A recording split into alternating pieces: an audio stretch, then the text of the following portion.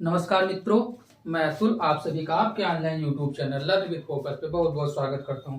मित्रों, जैसा कि आप सभी जानते हैं, हमारे ऑनलाइन यूट्यूब पर आपको लेखपाल की परीक्षाएं जो तैयारी कराई जा रही हैं, बहुत अच्छी तरीके से कराई जा रही हैं। इसी संदर्भ में आज हम लोग आपके एक टॉपिक को लेकर, जो कि आपके सामान्य हिंदी का है, उसको उपस्थित हुए हैं। हालांकि ये आपको डायरेक्ट प्रत्यक्ष रूप से आपको देखने को नहीं मिलेगा, लेकिन इसको भी पढ़ना जरूरी है, क्योंकि इससे संबंधित प्रश्न भी आपकी परीक्षाओं में पूछे जा सकते हैं।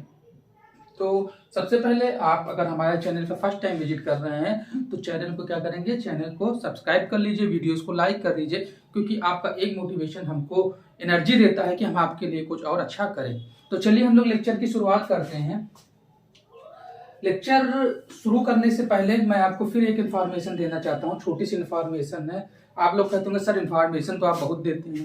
ठीक है, इन्फॉर्मेशन आपकी भलाई के लिए होता है, क्योंकि हमारे द्वारा जितनी भी इनिशिएटिव चलाई जा रही हैं उस इनिशिएटिव में आप लोग अच्छे से पार्टिसिपेट करें। जब आप पार्टिसिपेट करेंगे, टू वे कम्युनिकेशन होगा, तो चीजें बेहतर होंगी। आप किसी प्रकार की कोई समस्या है तो आप हमसे तुरंत कांटेक्ट करिए, उस समस्या का समाधान आपको तुरंत देने की कोशिश की जाएगी। तो चलिए हम लोग शुरुआत करते हैं। सबसे पहले हम लोग देखेंगे अव्यय।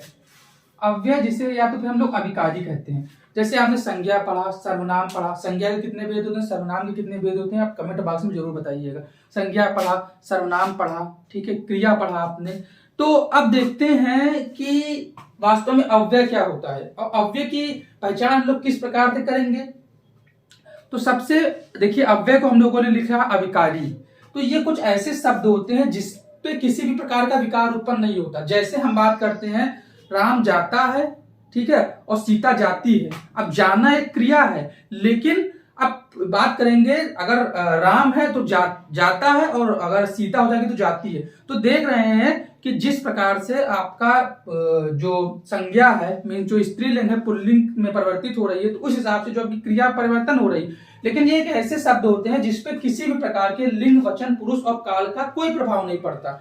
जैसे मान लीजिए, जैसे मैं लिखता हूं, जैसे मैंने लिखा सचमुच। आप समझने की कोशिश करिएगा। सबसे पहले अगर हम बात करते हैं, सीता सचमुच बीमार है, राम सचमुच बीमार है। तो यहां पर आप क्या देख रहे हैं, सीता भी है और राम भी है। देखिए यहां पर क्या हुआ, लिंग का परिवर्तन हुआ। पहले सीता क्या थी, स्त्रीलिंग थी। जो राम है वो आपका पुल्लिंग है। लेकिन इस स्त्रीलिंग और पुल्लिंग बदलने से जो आपका सचमुच है, क्या सचमुच में किसी प्रकार का परिवर्तन हुआ? आप देखेंगे नहीं परिवर्तन हुआ। तो ऐसे शब्द जिस पर लिंग, वचन, पुरुष और काल का कोई प्रभाव ना पड़े, उसको हम लोग अविकारी शब्द कहते हैं। इससे पहले हमारे उपसर्ग और प्रत्यय की भी वीडियो पड़ी हुई है, जिसकी प्लेलिस्ट बना दी गई है। आप लोग जाकर प्लेलिस्ट में देखिए, आपको जानकारी अच्छी मिल जाएगी, क्योंकि हम लोग टू द पॉइंट पढ़ाते हैं। देखिए, कोई भी परफेक्ट नहीं होता, मैं भी परफेक्ट नहीं हूं, तो लेकिन हम लोग अच्छे से अच्छा देने की, परोसने की कोशिश करते हैं, जिससे कि हमारे जितने भी व्यूअर्स हैं उनमें एक उत्साह बना रहे और वो अच्छे से तैयारी करते रहे। तो चलिए हम लोग इसके आगे की बात करते हैं।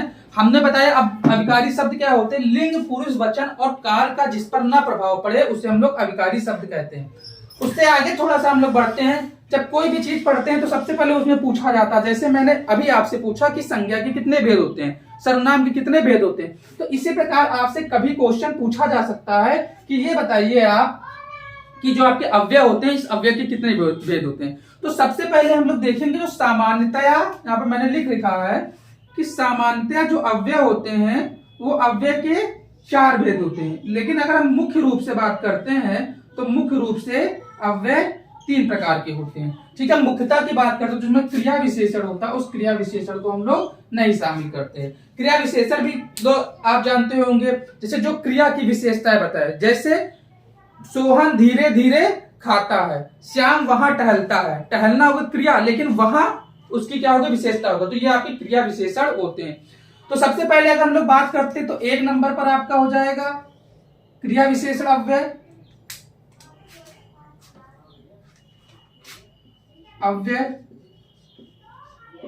दूसरा जो आपका हो जाएगा समुच्चय बोधक अव्यय। तीसरा हो जाएगा विस्मयाद बोधक अव्यय। ठीक है, तो ये सब पूरी आपकी जानकारी है जो कि अव्यय के बारे में है। तो मैं आपको फिर से बताने की कोशिश करता हूं। पहला क्रिया विशेषण हो गया, दूसरा संबंध बोधक हो गया, तीसरा समुच्चय बोधक हो गया और चौथा विस्मयाद बोधक अव्यय हो गया। ठीक है, मैं हट जा रहा हूं। अगर आपको स्क्रीनशॉट लेना तो आप आराम से स्क्रीनशॉट ले सकते हैं, क्योंकि इतना ही पर्याप्त है आपके अव्यय जानने के लिए। तो चलिए हम लोग आगे बढ़ते हैं। तो मैंने आपको जैसे बताया, क्रिया विशेषण अव्यय में आपका क्या हो जाएगा, बाद में बात करेंगे। पहले क्रिया विशेषण अव्यय, संबंध बोधक अव्यय, समुच्चय बोधक अव्यय और विस्मयादि बोधक अव्यय। अगर इनको हम लोग इंग्लिश के टर्म से कंपेयर करें तो इसका क्या हो जाएगा, हम लोग पहले देखेंगे एडवर्ब। एडवर्ब ये आपका हो जाएगा प्रीपोजिशन।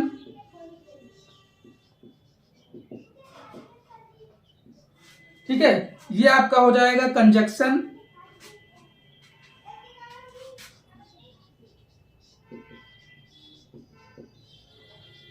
और ये जो आपका है वो हो जाएगा इंटरजेक्शन।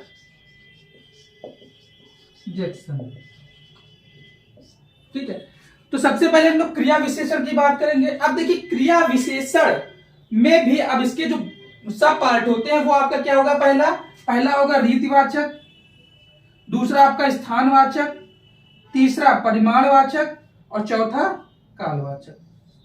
ठीक है, अब देखिए इसमें आपसे पूछेगा कि बताइए निम्नलिखित में से कौन रीत, पहले आपसे पूछ सकता है कि अव्यय के संदर्भ में पूछा जा सकता है, या इसमें पूछेगा बताइए निम्नलिखित में से कौन रीतिवाचक क्रिया विशेषण है। अब देखिए रीत, रघुकुल रीति सदा चली आई, प्राण जाए पर वचन न जाए। ठीक है, तो अब देखिए सबसे पहले मैं इनको कैसे पहचानते हैं उसकी भी हम लोग व्याख्या करेंगे कि किस प्रकार से इनको देखेंगे। जैसे रीत को अगर आपको पहचानना है कि कौन, मतलब जैसे मान लीजिए एक से अधिक आपको क्रिया विशेषण दिए हुए हैं, तो उसमें आप क्या करेंगे, कैसे लगा के इसको पूछेंगे। जैसे मतलब कैसे पूछा, कैसे, जैसे आपको आंसर अचानक से, सहसा, एकाएक, ठीक, यथा। अगर इसकी पहचान करनी स्थान से, आप पूछते नहीं है कहां जा रहे हो, हम बताएंगे बाहर जा रहे हैं, भीतर जा रहे हैं, अंदर जा रहे हैं, ऊपर जा रहे हैं। इसी प्रकार परिमाण में परिमाणवाचक क्रिया विशेषण की पता करना है तो आपको वहां पर कितना लगाना होगा, और कालवाचक तो कब। ये इसके पहचानने के आपके तरीके हो गए। अब उससे हम लोग आगे बढ़ते हैं कि कुछ प्रमुख जो आपके क्रिया विशेषण अव्यय होंगे इनको हम लोग देखेंगे। जिसमें आपका पहले देखिए अगर रीतवाचक की बात करते हैं तो रीतवाचक को जैसे मैंने बताया कैसे लगाकर पहचान करेंगे, और इसके अंतर्गत आपका अचानक, सहसा, एकाएक, ठीक, यथा आ जाएगा। इसके अतिरिक्त स्थानवाचक की अगर हम लोग बात करते हैं तो कहां, जैसे बाहर, भीतर, अंदर, ऊपर, इधर, उधर। उसके आगे हम लोग बात करें समुच्चय बोधक, कंजक्शन में बात करेंगे। समुच्चय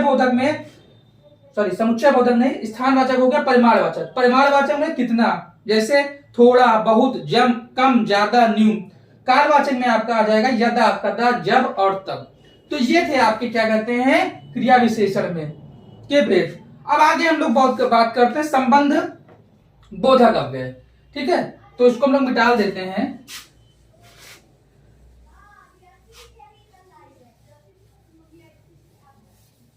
तो देखिए जो दूसरा होगा वो हम लोग बात करेंगे संबंध बोधक।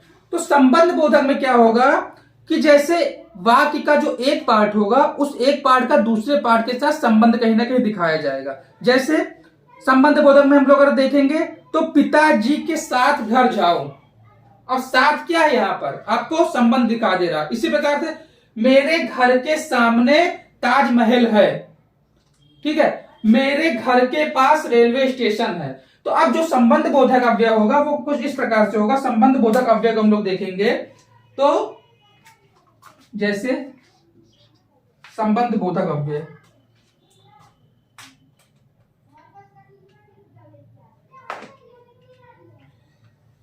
तो संबंध बोधक अव्यय में जैसे पिताजी के साथ घर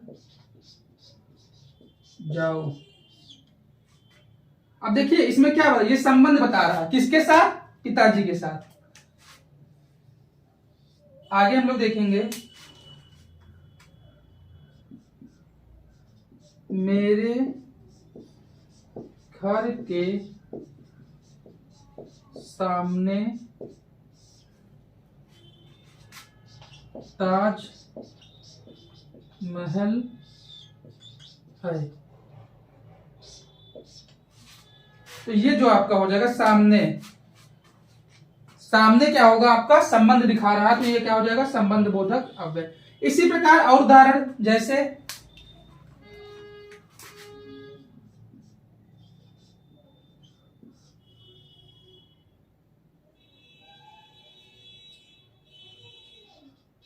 मेरा स्कूल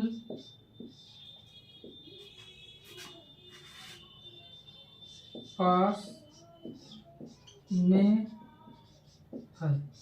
तो यहां पर जो पास है वो क्या हो जाएगा आपका संबंध बोधक अव्यय हो जाएगा। ठीक है, ये आपका हो गया संबंध बोधक अव्यय। अब देखिए समुच्चय बोधक अव्यय की अगर हम लोग बात करेंगे तो जो समुच्चय बोधक अव्यय होगा, समुच्चय बोधक अव्यय को किस इस तरह से देखेंगे हम लोग कि देखिए समुच्चय का मतलब क्या होता है कि एक से अधिक। ठीक है, इससे हम लोग अगर बात करते हैं इंग्लिश के शब्द से तो इसको हम लोग क्या कहते हैं इंटरजेक्शन। तो इसमें क्या होगा जैसे कोई भी शब्द है तो दो शब्द को जोड़ रहा होगा, जैसे इसलिए और तथा एवं। ठीक है, तो ये सब क्या आएंगे आपका जो समुच्चय बोधक अव्यय होते हैं उस समुच्चय बोधक अव्यय के अंतर्गत आते हैं। जैसे इसमें क्या होगा आपका इसलिए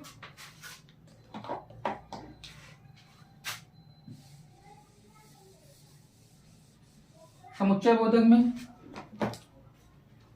इसलिए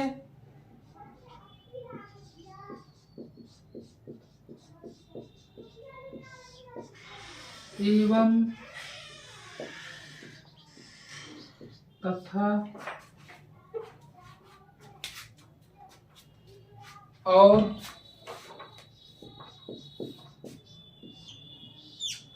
ठीक है। जैसे पहला अगर देखेंगे मैं पढ़ता हूं इसलिए परीक्षा में उत्तीर्ण हो जाता। ठीक है, तो ये सब आपके क्या होंगे कुछ जैसे मैंने आपको बताया इसलिए एवं तथा और ये सब क्या होते हैं आपके समुच्चय बोधक अव्यय। इसलिए एवं तथा और ये सब क्या है आपके समुच्चय बोधक अव्यय। आगे हम लोग बात करते हैं विस्मयाद बोधक। तो विस्मयाद बोधक अव्यय में क्या होगा कि जैसे विस्मय, ठीक है, जैसे मान लीजिए आप बहुत ज्यादा कभी उत्साहित होते हैं, बहुत ज्यादा क्रोध में होते हैं, तो ये सब आपका क्या आ जाएगा विस्मयाद बोधक में आ जाएगा। जैसे कभी कभी जब क्या होते हैं आप कहीं पर जा रहे हैं अचानक से, आपने देखा कि आपके सामने अचानक से सांप आ गया, तो आपने क्या आश्चर्य प्रकट किया। ठीक है, तो ये सब क्या होंगे आपके विस्मयाद बोधक अव्यय के अंतर्गत आएंगे। जैसे अरे अरे हे, अरे हे क्या, हाय, उफ। ठीक है, तो ये सब आपके विस्मयाद बोधक अव्यय होते हैं। देखिए चीजों को उसी तरीके से उसी मैनर में पढ़ाया जा रहा है जिस मैनर में जिस तरीके से आपके जो एग्जामिनेशन उस एग्जामिनेशन के लिए उपयोगी है। ठीक है, तो ये था आपका अव्यय। अव्यय को मैंने बहुत संक्षिप्त में पढ़ाया क्योंकि एज इट इज डायरेक्टली आपके सिलेबस में मेंशन नहीं है। जब आपके सिलेबस में मेंशन नहीं है तो मुझे भी पढ़ाने की कोई आवश्यकता नहीं थी, लेकिन मैंने जैसे कल आपको वीडियो का जो पेपर हल कराया तो उस वीडियो के पेपर में अव्यय के बारे में चीजें पूछी गई हैं, तो उसी को ध्यान में रख के आपको चीजें बताई गई हैं। और आगे भी इसी तरीके से कोई टॉपिक आपको लगता है तो आप कमेंट में कर दीजिएगा, वहां भी आपको ये चीजें बताई जाएंगी। तो चलिए फिर से एक बार हम लोग इसको रिवीजन कर देते हैं। तो अव्यय के बारे में हम लोगों ने पढ़ा जिसपे लिंग, वचन, पुरुष और काल का जो प्रभाव नहीं पड़ता है तो उसको हम लोग अव्यय कहते हैं। अव्यय के मैंने बताया कि ये सामान्यतः 4 प्रकार के होते हैं, लेकिन जो मुख्यतया होते हैं वो 3 प्रकार के होते हैं। उसमें पहले आपको मैंने बताया क्रिया विशेषण हो गया, संबंध बोधक हो गया, समुच्चय बोधक हो गया और विस्मयाद बोधक हो गया। फिर उसके बाद में मैंने क्रिया विशेषण बताया रीतिवाचक, स्थानवाचक, परिमाणवाचक और कालवाचक अव्यय आपके आते हैं। संबंध बोधक में मैंने बताया कि जो एक दूसरे के बीच में संबंध बताते हैं, जैसे पिताजी के साथ जाओ, मेरे घर के सामने ताजमहल है। समुच्चय बोधक मैंने बताया इसलिए, और, तथा, एवं, जो ये सब शब्द होते हैं आपके समुच्चय बोधक अव्यय के अंतर्गत आते हैं। और जो विस्मयार्थ बोधक अव्यय होते हैं, उस विस्मयार्थ बोधक अव्यय के अंतर्गत हम लोग क्या देखते हैं कि हम लोग विस्मय प्रकट करते हैं। ठीक है, तो ये थी आज की हमारी वीडियो। बहुत शॉर्ट में मैंने चीजों को बताया है। आशा करती हूँ कि वीडियो आपको अच्छी लगी होगी। अगर वीडियो अच्छी लगी हुई है तो वीडियो को लाइक कर दीजिए और चैनल को सब्सक्राइब कर। टेलीग्राम चैनल भी है, आप उससे भी ज्वाइन कर सकते हैं। इससे फायदा क्या होगा कि वहां ये जो चीजें आपको पढ़ाई जा रही है एज इट इज, इसका स्क्रीनशॉट आपको हमारे टेलीग्राम चैनल पे दे दिया जाएगा। और प्लस जैसे जो आपको previous year questions plus model test कराए जा रहे हैं, तो उसकी पीडीएफ भी आपको वहीं पर टेलीग्राम चैनल पे मिल जाएगी। ठीक है, तब तक के लिए धन्यवाद। जय हिंद।